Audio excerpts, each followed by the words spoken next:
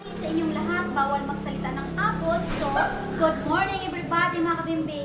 Ito ang katabi ko, ang ating Karel, si Sis Merly Cahido. Pakisuportahan po natin siya. Merlita Cahido siya mga kabimbi. Pag nakita niyo siya mga kabimbi, please paki-like naman, comment and share sa kanya. Suportahan din natin siya. Kaway-kaway and follow. Kaway-kaway sis. Ayan, andyan din ang aking mga kasis. Ayan, si Nanay Basya. Kaway-kaway. Ayan, si Sis Lorna.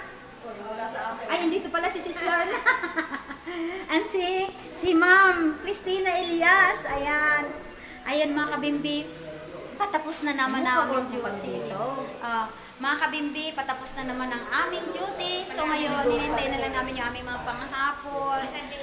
Kumusta pala sa mga nagtatanong nga pala sa akin, mga nag-PM sa akin kagabi kung saan ako naroon kahapon. So sasagutin ko na yan. Nandoon ako kahapon sa San Pedro, Laguna, mga kabimbi. Ayan.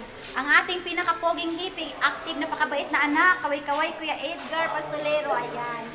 Napakabait niya na anak. Naku, sana all. Anak Guess lang ako dito, guess. Tandaan niyo ha, si Sis Merlita Cahido, ating Karels. Okay mga kabimbi? So ngayon mga kabimbi, magpapaalam na muna kami dito sa aming work. See you na naman in next week na naman ang aking mga kasisi. Ayan. Alam nila kung saan ako nag-work. Alam niyo ba, magkasama kami dito. Siya naman ay sa aming medicine. Siya ang nasa sa aming medicine, ating Karels na si Sis Merlita Cahido. Ayan, shout out sa inyo lahat. Bye muna for now. I Like, love you. share, and follow. Okay. Thank you. Bye-bye.